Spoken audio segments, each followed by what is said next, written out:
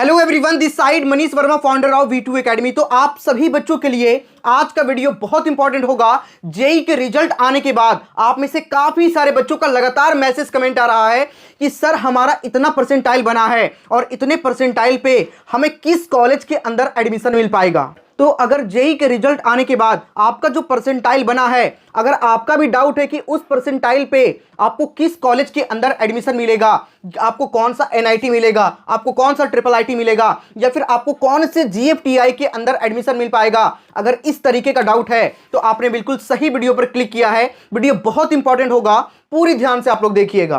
देखो, जिस बच्चे के परसेंटाइल अच्छे होते हैं, जैसे बात करें 95 से एबव, ठीक है, अगर आपके परसेंटाइल 95 परसेंटाइल से ऊपर है तो उस कंडीशन में आपको कहीं ना कहीं आराम से एडमिशन मिल जाता है। हाँ, अगर सीएससी नहीं मिला तो थोड़ा सा नीचे का ब्रांच तो मिल ही जाता है, लेकिन प्रॉब्लम कहां पे आती है? प्रॉब्लम वहां पे आती है जहां पे आपके परसेंटाइल 95 से भी कम होता है। जैसे आपके परसेंटाइल 85 है, 86 है, 87 है, 88 है, या फिर 90 है, 91 है, 92 है। इस तरीके के परसेंटाइल में बच्चों के काफी ज्यादा प्रॉब्लम निकलकर सामने आता है, बच्चे काफी ज्यादा कंफ्यूज होते हैं। तो आज के इस वीडियो में हम हर बच्चों के बारे में बात करने वाले हैं जिसके 30 से 50 परसेंटाइल के बीच में है, जिसके 50 से 80 के बीच में है, 80 से 90 के बीच में है, और 90 से ऊपर 99 परसेंटाइल। मतलब टोटल हर बच्चों के बारे में आज के इस वीडियो में हम बात करने वाले हैं कि आपके जो परसेंटाइल बना है उस परसेंटाइल पे आप कहां कहां पे एडमिशन लेने के लिए एलिजिबल हैं। यानी सीधा सा कहने का मतलब यह है कि किस कॉलेज के लिए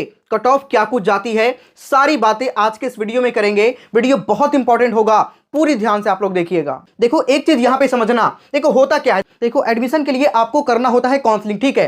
काउंसलिंग के टाइम पे कुछ चीजें आपको ध्यान रखना होता है। जैसे मान के चलें, एज एग्जांपल हम समझते हैं कि अगर किसी बच्चे का 98 परसेंटाइल है, ठीक है, और इस परसेंटाइल से रैंक निकालने का तरीका मैंने ऑलरेडी बता दिया है। अगर आपने नहीं देखा है तो देख लीजिएगा। अभी आपका रैंक तो आया नहीं है, लेकिन हम मानकर चलते हैं कि टोटल सेशन 1 और सेशन 2 मिला करके टोटल 15 लाख के आसपास बच्चे, यूनिक बच्चे होंगे।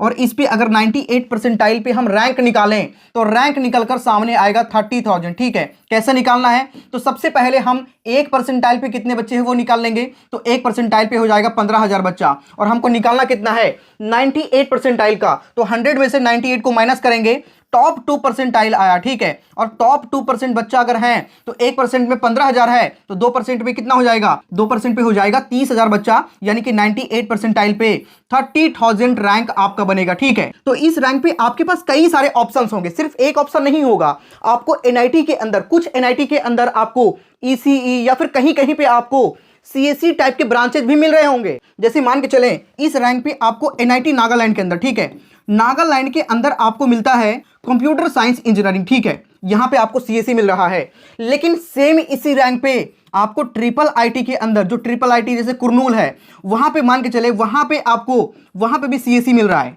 तो सेम रैंक पे, सेम काउंसलिंग के अंदर आपको एनआईटी भी मिल रहा है, एनआईटी नागालैंड भी मिल रहा है, और ट्रिपल आईटी कुरनूल के अंदर सीएससी भी आपको मिल रहा है। बच्चे यहीं पे कंफ्यूज होते हैं कि हमें लेना क्या है।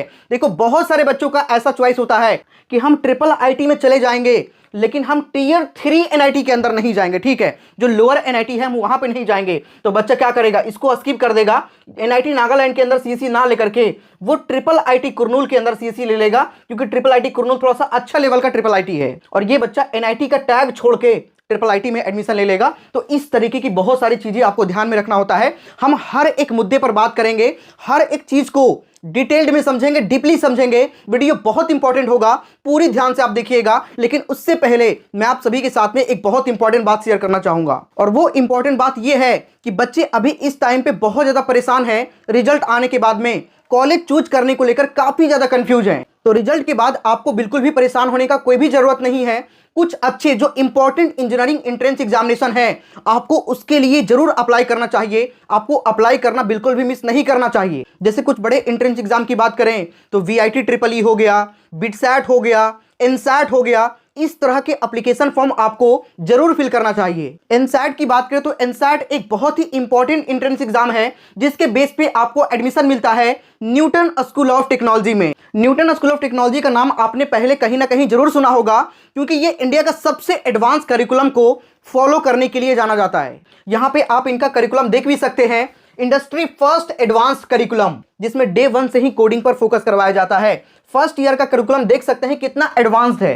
कोर सीएस कॉन्सेप्ट जो है उसका फाउंडेशन आपको अच्छे तरीके से मजबूत करवाया जाता है। यहाँ पे आप देख सकते हैं इसी के अंदर आपको डेटा स्ट्रक्चर एंड एल्गोरिथम हो गया, उसके बाद में वेब डेवलपमेंट हो गया, कोर मैथ्स हो गया, हर एक चीज पर फोकस आपको स्टार्टिंग से ही करवाया जाता है। साथ ही सेकेंड ईयर में यहाँ पे आप देख सकते हैं advance programming, database system, system design and software engineering, data and visual analytics, ये हर एक चीज पे फोकस करवाया जाता है। उसके साथ ही थर्ड ईयर इसका इनोवेशन वाला ईयर होता है जिसमें आपको क्रिएट करना सिखाया जाता है। क्या क्या, जैसे iOS हो गया, एंड्रॉयड हो गया, या फिर जो आपका अपना चैट जीपीटी है उसका अपना वर्जन, ये हर एक चीज आपको वहां पे प्रैक्टिकल लर्निंग दिया जाता है हर एक चीज पे, जिसमें modern computer architecture, computer networks, deep learning, machine learning, और साथ ही इनका लास्ट ईयर यानी कि फोर्थ ईयर सक्सीड है। यहाँ पे आप देख सकते हैं जिसमें आपको हर एक चीज का एडवांस लर्निंग मिलता है। यहाँ पे आप देख सकते हैं ऑपरेटिंग सिस्टम हो गया, उसके साथ ही कंप्यूटर विजन हो गया, साइबर सिक्योरिटी हो गया, ये हर एक चीज पे आपको डेप्थ लर्निंग यहाँ पे दिया जाता है, वो भी प्रैक्टिकल लर्निंग मिलता है। थ्योरेटिकल रट्टा वाले किसी भी चीज पर यहाँ पे फोकस नहीं करवाया जाता। और यही एक रीजन है कि यहाँ के 93% ऐसे स्टूडेंट हैं जो सेकेंड ईयर तक जाते जाते इंटर्नशिप को क्रैक कर लेते हैं, और वो भी टॉप कंपनीज के अंदर, जूम का, रेजर पे, डीआरडीओ जैसे टॉप कंपनीज के अंदर, जिसका एवरेज स्टाइपेंड 23,000 रुपीज से लेकर के 2.5 लाख रुपीज पर मंथ तक गया है। और जिसमें से एक स्टूडेंट ने तो गूगल समर ऑफ कोड को क्रैक किया है जिसकी स्टाइपेंड 1.25 लाख पर मंथ थी। और ऐसा इसलिए हो पा रहा है क्योंकि यहाँ के स्टूडेंट को थ्योरेटिकल लर्निंग नहीं दिया जाता, बल्कि रेगुलर प्रोजेक्ट्स और प्रैक्टिकल एक्सपीरियंस मिलता है। और सबसे चौंकाने वाली बात तो ये है कि यहाँ के फर्स्ट ईयर का जो स्टूडेंट है उन्होंने क्रैक किया है इंटरनेशनल कोडिंग ओलंपियाड को, और आईसीपीसी रीजनल्स जो कि आईआईटीज के थर्ड और फोर्थ ईयर के स्टूडेंट को भी बीट किया है।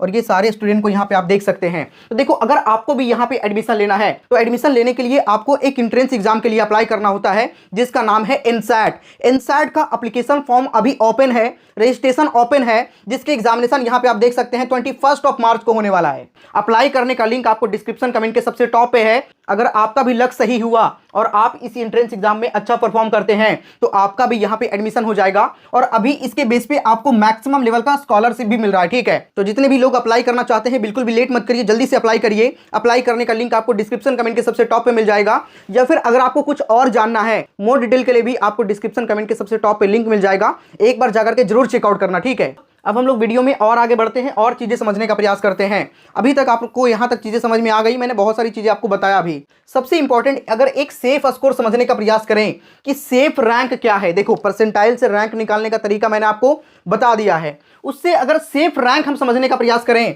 तो जनरल कैटेगरी के लिए 60 से 70 हज़ार के आसपास रैंक है तो आपको आराम से कहीं ना कहीं एडमिशन मिल जाएगा। ठीक है, वही लास्ट रैंक की बात करें तो 90 हज़ार तक, अगर सीसाब वगैरह के देखें तो 90 हज़ार तक आपको एडमिशन मिल जाएगा। ईडब्ल्यूएस कैटेगरी में 1 लाख रैंक तक आपको एडमिशन मिल जाएगा, और जनरली 70 से 80 हज़ार रैंक अगर आपका है तो आप सेफ जोन में है। ठीक है, ओबीसी एनसीएल की बात करें तो 75 से 90 हज़ार रैंक के आसपास, और वही लास्ट राउंड तक 1,10,000 के आसपास। एससी की बात करें तो 1,65,000 तक आप सेफ जोन में हैं, जबकि लास्ट राउंड तक आपका 2 लाख तक मिल जाएगा। एससी की बात करें तो 3 लाख रैंक तक आप सेफ जोन में हैं, और जबकि 3,20,000 रैंक तक आपको लास्ट राउंड में जाते जाते तक कॉलेज मिलने की पॉसिबिलिटी होती है। लेकिन प्रॉब्लम तब निकलकर सामने आता है जब इससे भी ज्यादा रैंक आपके बनते हैं, जैसे किसी बच्चे का 3 लाख, 4 लाख, 5 लाख रैंक है। तो इस कंडीशन में बच्चे समझ नहीं पाते हैं कि हमारा एडमिशन कहां पे हो पाएगा। उनको ये तो लगता है कि जोसा और सीसाब के थ्रू हमको एडमिशन नहीं मिलने वाला। देखो, कई बार ऐसा होता है कि अगर किसी कॉलेज का कट ऑफ थोड़ा सा हाई चला गया, आई मीन कि कट ऑफ लो चला गया और ज्यादा रैंक पे बच्चों का एडमिशन मिल गया, ऐसा कई बार होता है।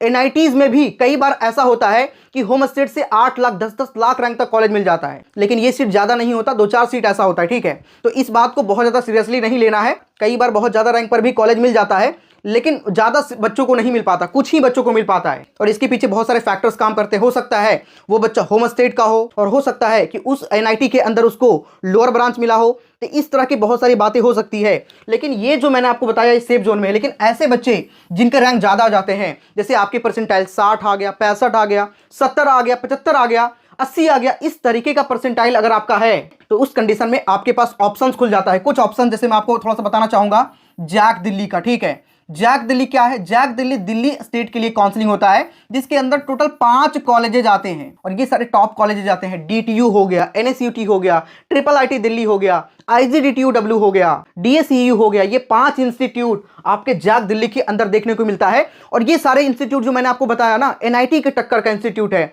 जिसमें से 2 जो टॉप इंस्टीट्यूट है, DTU और NSUT, इसकी गिनती टॉप इंस्टीट्यूट में आती है। सिर्फ इतना ही नहीं, बल्कि एक काउंसलिंग मैं आपको और बताता हूं, ठीक है? हर जगह पे जितने भी मैं आपको बताऊंगा, हर जगह पे जेईई मेन के रैंक के बेस पे काउंसलिंग होता है।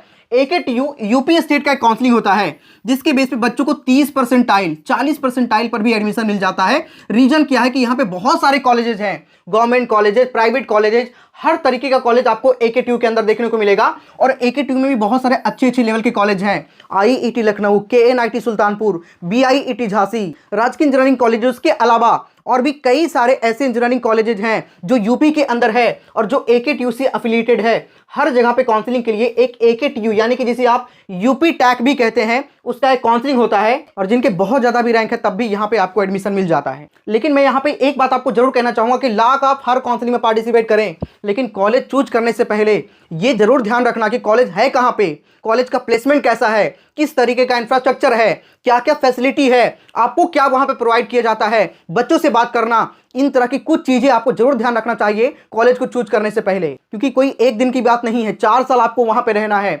उसके अलावा उस पर आपका पूरा फ्यूचर डिपेंड करेगा। ऐसा नहीं कि कोई भी रैंडम कॉलेज से बीटेक कर ले और बाद में आपको पछताना पड़ जाए। तो ये सारी चीजों को आप लोग जरूर ध्यान रखिएगा, ठीक है? तो ये हो गया दिल्ली वाले बच्चों के लिए। यहाँ पे एक चीज थोड़ा सा कंडीशन होता है कि दिल्ली वाले बच्चों के लिए 85% सीटें रिजर्व होती है और अदर स्टेट वाले बच्चों के लिए 15% सीटें होती है। तो जो दिल्ली वाले हैं उनके लिए कट ऑफ काफी कम जाता है, ठीक है? मतलब ज्यादा रैंक पर भी वहां पे एडमिशन मिल जाता है, जबकि अदर स्टेट वाले बच्चों के लिए थोड़ा सा स्ट्रगल करनी पड़ती है। और ये हो गया यूपी वाले बच्चों के लिए। इसके अलावा और भी कई सारे अलग अलग स्टेट की बात करें, जैसे हरियाणा की बात करें तो HSTES हरियाणा स्टेट का अपना अलग काउंसलिंग होता है, ये भी कंडक्ट होता है। इसके अंदर भी कई सारे कॉलेजेस आते हैं। सेम इसी तरीके से चंडीगढ़ में जैक चंडीगढ़ होता है। उसके अलावा अदर स्टेट का आप देखेंगे तो हर स्टेट का अपना एक अलग इंजीनियरिंग एंट्रेंस जो है काउंसलिंग होता है, वो कंडक्ट किया जाता है। बस उसके बारे में आपको पता होनी चाहिए। और मैं अपने चैनल के माध्यम से आप सभी को इन्हीं सभी चीजों पर बहुत अवेयरनेस, हर एक चीज के बारे में जानकारी देता रहता हूं। इसीलिए आप सभी लोग सब्सक्राइब करके बेल आइकन दबा लीजिएगा। ये चैनल अभी से लेकर के जब तक आपके एडमिशन नहीं हो जाते तब तक काम आने वाला है। ये पूरा चैनल आप सभी बच्चों के लिए डेडिकेटेड है, इसीलिए आप लोग जरूर सब्सक्राइब करके जुड़िएगा। और यहाँ पे आने वाली जो भी रेगुलर वीडियोस होती है वो आपके काम का होता है, उसको आप लोग जरूर देखिएगा। कुछ डेटा यहाँ पे मैं आपके सामने और रखना चाहूंगा। ये डेटा जो आप यहाँ पे देख पा रहे हैं ये है NIT के अंदर, ठीक है? NIT के अंदर आपको 1,10,000 रैंक तक भी कॉलेज मिल जाता है जनरल कैटेगरी से, ठीक है? जबकि वही बात करें जनरल फीमेल कैटेगरी से अगर आप हैं तो आपको तो 2 लाख रैंक तक भी कॉलेज मिल जाता है। यहाँ पे आप देख सकते हैं 2 लाख रैंक पे NIT मिजोरम के अंदर सिविल ब्रांच मिला है जनरल फीमेल कैटेगरी को। वहीं EWS कैटेगरी की बात करें तो EWS में मेल की बात करें तो 1,90,000 तक यहाँ पे आप देख सकते हैं। जबकि फीमेल की बात करें EWS कैटेगरी से तो 2,45,000 रैंक तक भी यहाँ पे आपको NIT के अंदर सीट मिल जाता है। OBC कैटेगरी की बात करें तो NIT कट ऑफ अगर हम बात करें OBC कैटेगरी में तो 1,49,000 रैंक तक यहाँ पे आप देख सकते हैं। जबकि OBC फीमेल की बात करें तो 2,62,000 रैंक तक भी मिल जाता है। ये मैं NIT की बात कर रहा हूं। IIIT में जाएंगे तो इससे भी ज्यादा 3 लाख रैंक, 3.5 लाख रैंक तक भी मिल जाता है। लेकिन मैं फिर कहना चाहूंगा कि ये जो कट ऑफ यहाँ पे आप देख रहे हैं ये लास्ट राउंड का है। और जो NIT, IIIT और GFTI के लिए जो लास्ट राउंड होता है वो होता है CSAP। CSAP के अंदर भी 2 राउंड होता है, तो CSAP के सेकेंड राउंड की मैं बात कर रहा हूं, ठीक है? उसके अलावा SC कैटेगरी की बात करें तो यहाँ पे 2,71,000 तक आपको देखो यहाँ पे मिला है। वहीं SC फीमेल की बात करें तो 2,94,000 तक यहाँ पे आप देख सकते हैं। ST की बात करें तो 5,30,000 रैंक तक भी बच्चों को यहाँ पे कॉलेज मिला है। और वहीं ST फीमेल की बात करें तो यहाँ पे 7-7.5 लाख रैंक तक भी बच्चों को कॉलेज मिला है। लेकिन इसके बारे में आपको जानकारी होना अति आवश्यक है। तो जितने बच्चे हैं अभी बिल्कुल भी परेशान मत होइए, हमारा जो रेगुलर वीडियोज आता है उसको आप लोग देखिएगा। जब तक आपका सेशन 2 होगा और जब काउंसलिंग आएगा तब तक आपको बहुत आइडिया हो चुका होगा इन सब चीजों का। क्योंकि जब भी हम वीडियो लेकर के आएंगे तो आपको कुछ ना कुछ नया सीखने को मिलेगा, ठीक है? इसीलिए मैं सभी को कहना चाहूंगा कि सब्सक्राइब करके जरूर जुड़िएगा। इस वीडियो में मैंने आपको बहुत सारी चीजें बताने का प्रयास किया है। ये मैंने NIT का बताया, IIIT में और ज्यादा रैंक पर मिल जाता है, GFTI में इससे भी ज्यादा 10-10 लाख रैंक तक भी GFTI में एडमिशन होता है। लेकिन कहां पे आपको जाना है, कहां पे किस ब्रांच के अंदर आपको एडमिशन लेना है, इन सब चीजों पर मैं और हमारी टीम आपको गाइड करेंगे। आपको ऐसा फील ही नहीं होगा कि आप भटके हुए हैं, और इसके लिए हम लोग प्रॉपर काउंसलिंग में भी सपोर्ट करते हैं। ठीक है, तो आप लोग बिल्कुल परेशान मत होइए, 1 to 1 हम लोग बात भी करेंगे, हर एक तरीके से हम लोग सपोर्ट करते हैं बच्चों का, और इसके लिए हमारे पास प्रॉपर एक काउंसलिंग की पूरी टीम है। तो मैं तो सभी बच्चों को कहना चाहूंगा अभी बिल्कुल परेशान मत होइए, सेशन 2 भी बच रहा है, सेशन 2 दीजिए, उसमें जैसा भी बनेगा लास्ट तक जाते जाते, जैसा भी बना, अच्छा बने खराब बने, जो भी बनेगा उसमें जो बेस्ट डिजर्विंग कॉलेज होगा वो हम लोग दिलवाने की पूरी गारंटी लेते हैं। सो आप लोग अभी सब्सक्राइब करके जुड़ जाइएगा, साथ ही कुछ एंट्रेंस एग्जामिनेशन के लिए अप्लाई जरूर करिएगा। मैंने इस वीडियो में आज इनसाइट के बारे में बताया है, जिसको अप्लाई कर लीजिएगा। अप्लाई करने का लिंक आपको डिस्क्रिप्शन कमेंट के सबसे टॉप पे मिल जाएगा। न्यूटन स्कूल ऑफ टेक्नोलॉजी भी आपके लिए एक बेहतरीन ऑप्शन हो सकता है। तो इस वीडियो में इतना ही, कोई डाउट है कमेंट करिएगा। मिलते हैं किसी नेक्स्ट वीडियो में, तब तक के लिए जय हिंद।